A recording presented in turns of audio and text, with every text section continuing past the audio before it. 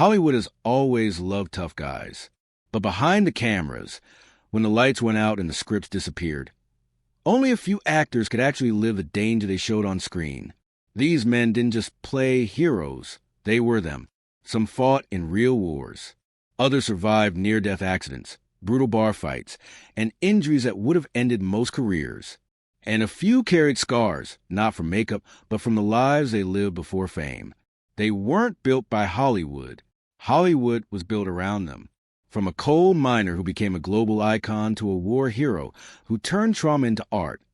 This is the untold story of the men who defined what toughness really meant. And by the end of this video, you might realize half of today's so-called tough guys wouldn't even survive 5 minutes in their world. Tell him that all the land north of that river is mine. Tell him to stay off of. Before anyone ever acted tough in Hollywood, John Wayne was toughness.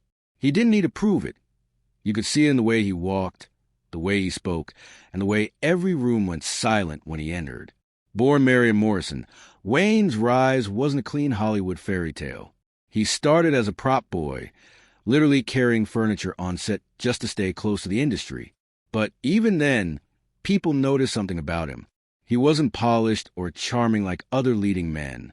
He was raw, confident, and unshakably masculine, a man who didn't have to say much to make you listen.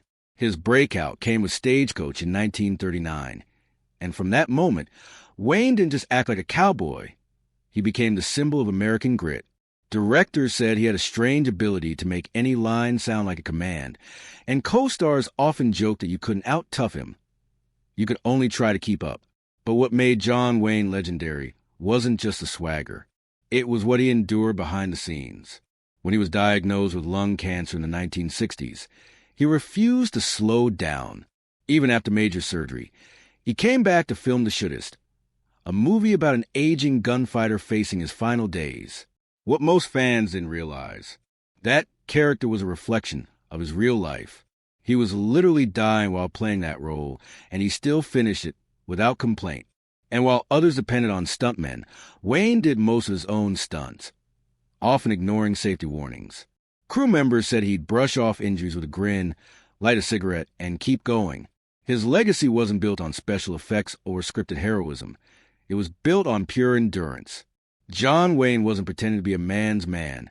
He was the blueprint. But toughness in Hollywood didn't stop there, because the next man didn't just act fearless. He actually survived the kind of danger most people only see in nightmares. Well, I ain't telling you much now. So get dressed, huh? If John Wayne defined toughness, Clint Eastwood reinvented it.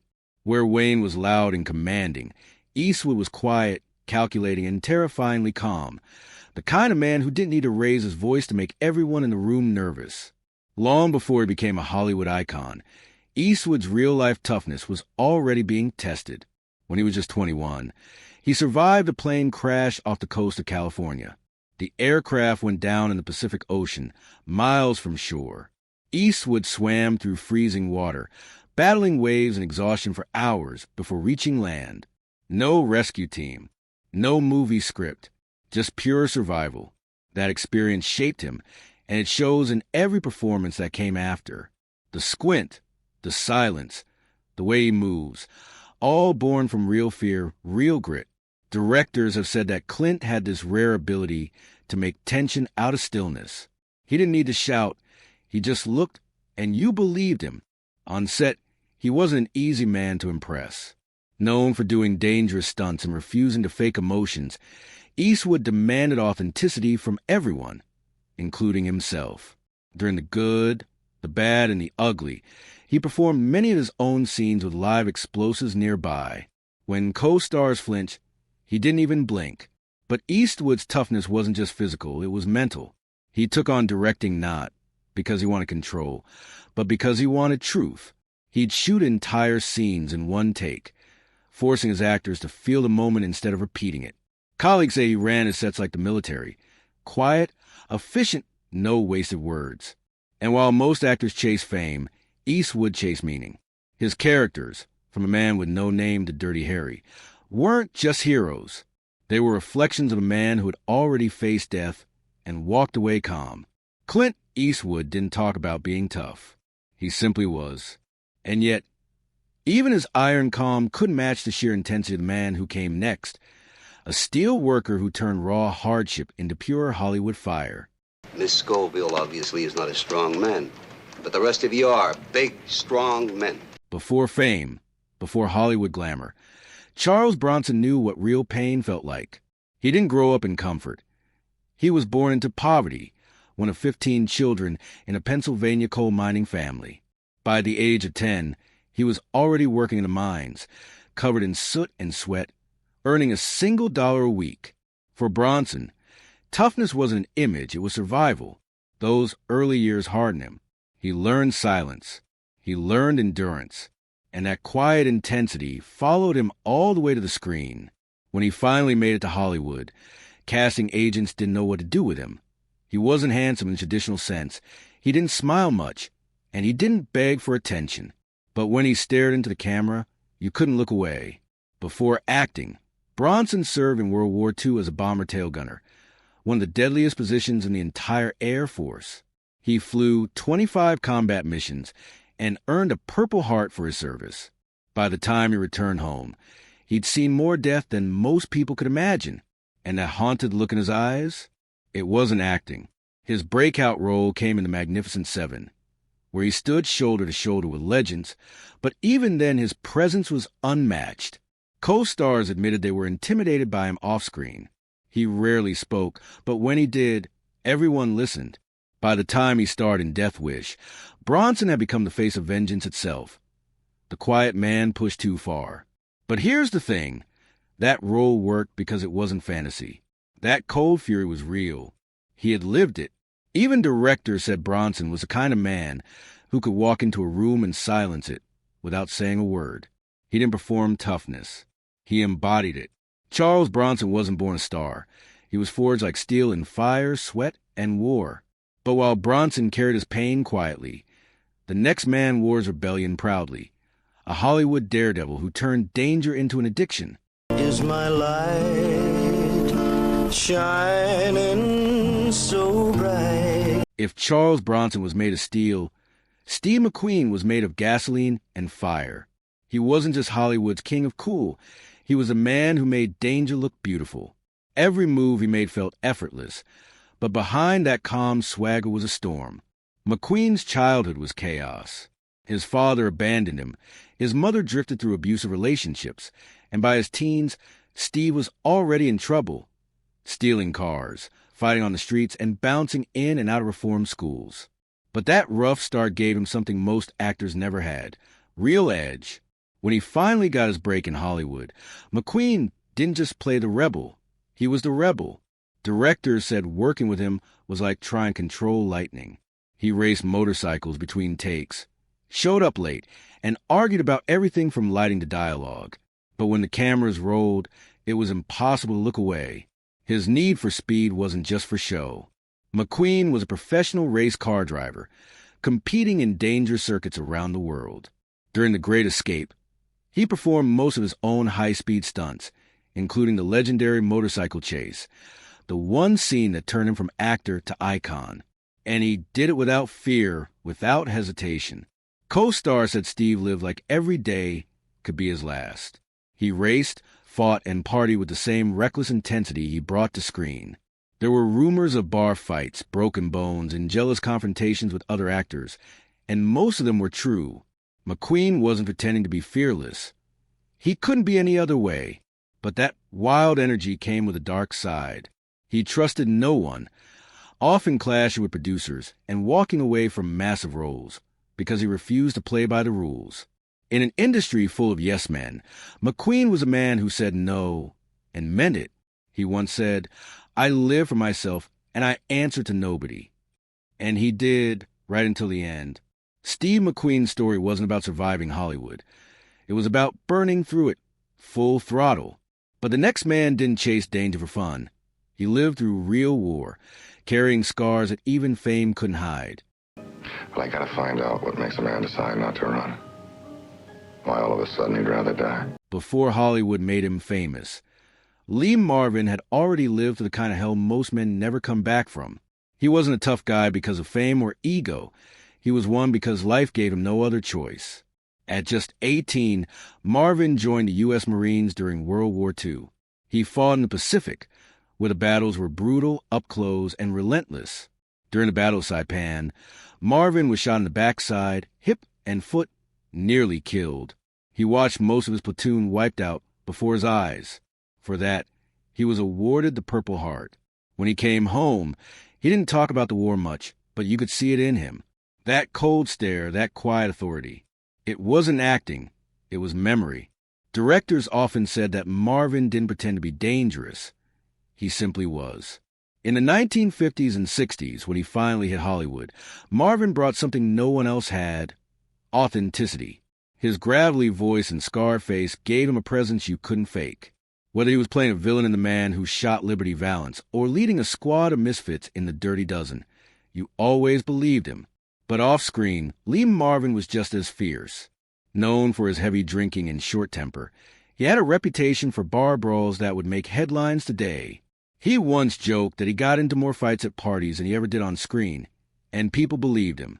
Yet behind that rough exterior was a strange kind of honesty. He hated Hollywood fakeness. He'd show up late, curse out producers, and then deliver performances so raw that directors couldn't stay mad. He lived by one rule: tell the truth, no matter how ugly it is. Marvin was the kind of man who carried his past like a badge. Every scar, every line on his face told a story, and that made him unforgettable. He didn't just play soldiers and outlaws, he was both. But if Marvin was the embodiment of war and pain, the next man balanced his toughness with calm precision. A warrior who believed power came from control, not chaos. Buy the loudmouth a drink. I buy my own. I said buy the loudmouth a drink. James Coburn wasn't loud, flashy, or explosive like the other tough guys of his era. He was something far more dangerous. He was calm, controlled, the kind of man who could walk into a room, say nothing, and still make everyone sit up straight. Coburn had that rare kind of presence, effortless and unshakable. Born in the Great Depression, he grew up learning to rely on himself. He didn't talk much about his struggles, but you could feel the discipline in everything he did. That quiet strength became his signature, and is what made him stand out in a generation full of hard-drinking, gunslinging stars. But what most people didn't know is that Coburn was a real martial artist, trained personally by Bruce Lee. The two became close friends, often sparring in private sessions that would leave other actors speechless. Coburn wasn't pretending when he threw a punch or moved like a fighter. He was one. Bruce Lee once called him one of the most naturally gifted students he'd ever taught. Off-screen, Coburn carried himself like a man who'd seen it all. He didn't chase headlines or scandals. He didn't need to prove anything. Directors said working with him was like standing next to a loaded weapon, quiet but deadly when it went off. In films like The Magnificent Seven and Our Man Flint, Coburn brought something rare: charm with danger. His smirk wasn't arrogance. It was control. You got the feeling that if things ever got real, he'd be the last man standing. But there was more to him than strength. Later in life, Coburn battled arthritis, so severe that it left his hands deformed. Most actors would have quit. He didn't. He turned to meditation, holistic healing, and sheer willpower, and came back to win an Oscar in his 60s. That was the essence of James Coburn: calm, resilient, unstoppable. He didn't shout. He didn't fight for attention. He just was. But if Coburn was a master of calm power, the next man took that same discipline and turned it into a global phenomenon. A legend who made toughness look like poetry.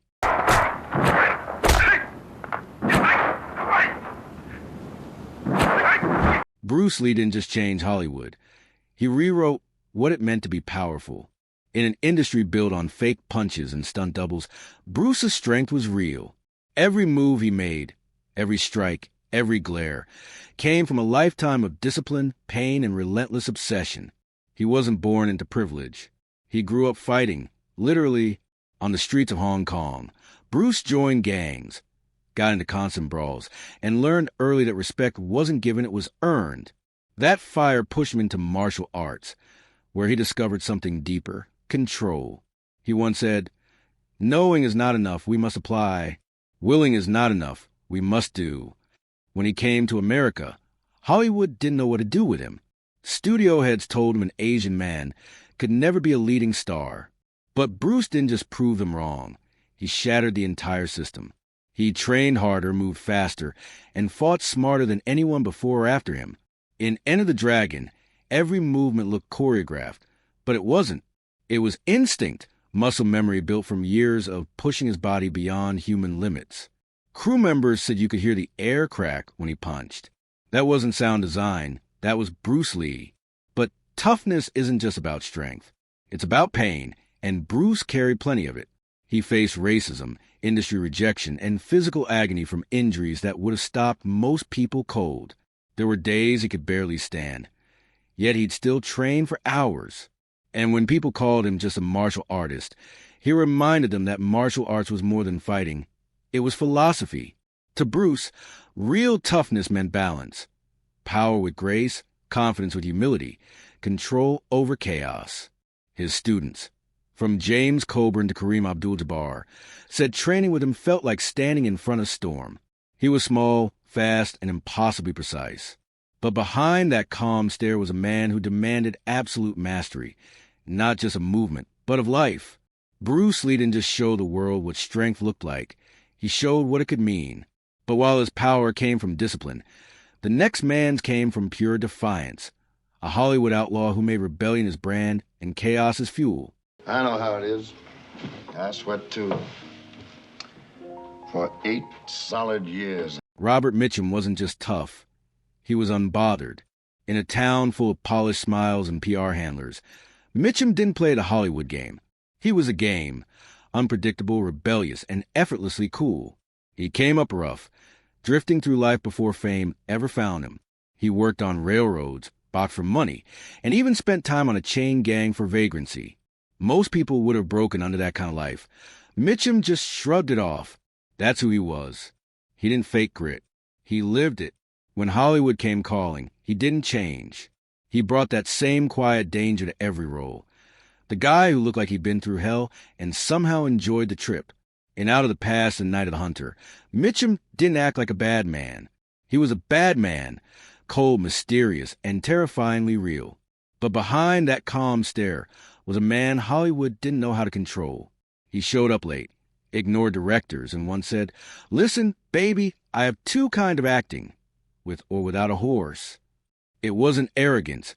It was authenticity. He refused to play by anyone's rules but his own. Then came the scandal.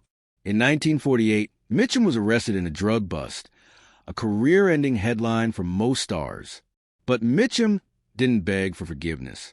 He didn't issue statements or go into hiding. He simply did his time and walked out like nothing happened. And Hollywood, surprisingly, loved him even more. His refusal to conform made him a legend. He wasn't a loud kind of tough. He didn't need to prove anything. Mitchum was ice cold, a man who stared down the system and never blinked. His voice was low, his movement slow, and his presence heavy, like a storm that never needed thunder to be dangerous. When reporters once asked what he thought about fame, Mitchum smirked and said, "It sure beats working." That summed him up perfectly. A man who lived life on his own terms and never apologized for it. But if Mitchum was Hollywood's outlaw, the next man was a survivor, a fighter who turned his pain into power and his scars into strength. Trapped in a silver screen that never forgets. Mickey Rourke was never meant to be just another Hollywood pretty boy. Behind the good looks and magnetic charm was a fighter, literally. Before fame, Rourke was a boxer, and you could see that same intensity in every role he played. But what made him unforgettable wasn't his talent alone, it was his chaos. In the 1980s, Rourke was unstoppable. Films like 9.5 Weeks, Angel Heart, and The Pope of Greenwich Village made him a star. Critics compared him to Brando, calling him the next great actor of his generation. But just when the world thought he was heading for superstardom, Rourke did what only the toughest and most self-destructive could do. He blew it all up, he clashed with directors, ignored studios, and refused to play the Hollywood game. He once said, "I'd rather be a boxer than a movie star." And he meant it. So he walked away from acting at his peak and went back into the ring. But time had changed him, and boxing isn't kind to comebacks.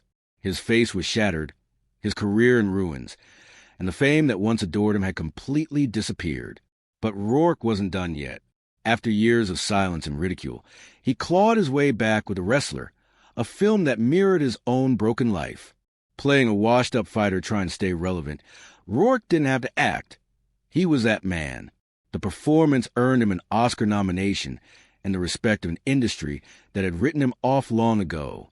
Even today, you can see the battle scars, not just from a ring, but from a life lived without compromise. Mickey Rourke never wanted to be perfect.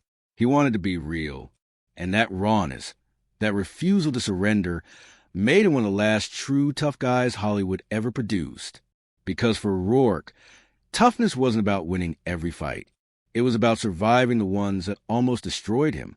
And as Hollywood kept evolving, one thing became clear. The days of men like Rourke, Mitchum, and Wayne were fading.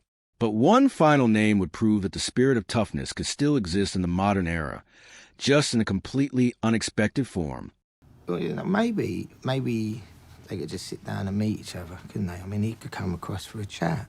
Tom Hardy isn't your typical Hollywood tough guy. He's the evolution of one. Where old-school actors like Wayne and Bronson were all about raw power, Hardy's toughness comes from something deeper. Control. The kind that hides just beneath the surface, ready to explode. Before fame, Hardy lived fast and dangerously. He's admitted to battling addiction, reckless behavior, and a self-destructive streak that nearly ended everything before it began. But instead of being broken by it, he used it, turned that chaos into his weapon. Every role he plays feels like it's holding something back, something dangerous. From Bronson to Warrior, Mad Max, Fury Road, and The Dark Knight Rises, Hardy doesn't just act, he becomes. Whether he's a maniac in a prison cell or a masked villain plotting to destroy Gotham, there's an unpredictable intensity that makes him impossible to ignore. He doesn't need to shout or flex. The danger is in silence, in that look that says, "I've seen worse than you." And off-screen, Hardy's toughness is just as real. He trains constantly, does his own stunts, and has even stepped into MMA gyms to spar with professionals. But what makes him different from the old legends is his vulnerability. Hardy isn't afraid to show pain, doubt, or weakness, and somehow that makes him even more intimidating. He said before that the biggest fights aren't the ones in the ring or on set, but the ones in your head. And that's where Hardy truly dominates. His resilience, discipline, and inner war have turned him into something Hollywood hasn't seen in decades, a man who can be brutal and broken at the same time. Tom Hardy may not have lived through world wars or chain gangs like Mitchum or Bronson, but his fight has been just as brutal, a battle against himself. And that's what makes him the modern embodiment of toughness. Because real toughness isn't about never falling. It's about standing up no matter how many times you've hit the ground. From John Wayne's unflinching stare to Tom Hardy's raw, unpredictable energy, one thing is clear. Toughness in Hollywood has never just been about muscle or swagger. It's about endurance, grit, the ability to take hits in life and on screen, and keep moving forward. Every man on this list carried his own kind of battle. Some fought in wars, some battled demons in silence, and others built entire careers from pain the world never saw. But that's what made them unforgettable. They didn't just entertain. They embodied struggle, resilience, and authenticity in a way that feels almost extinct today. Modern Hollywood might have more special effects, stunt doubles, and safety nets, but it's missing that raw edge, that sense of danger that made you believe every punch, every scar, every glare was real. These men didn't need CGI to be convincing. Their lives are the story. And maybe that's why, decades later, audiences still talk about them. Because toughness, real toughness, isn't about pretending to be fearless. It's about facing fear and refusing to back down. So, when people talk about the toughest actors in Hollywood history, it isn't just nostalgia. It's a reminder. A reminder of an era when men didn't just act brave, they were brave. When survival wasn't a role, it was a lifestyle. And that's the legacy these legends left behind. Not perfect, not polished, but real. Because in Hollywood, only a few could play the hero. But only the toughest ever lived like one.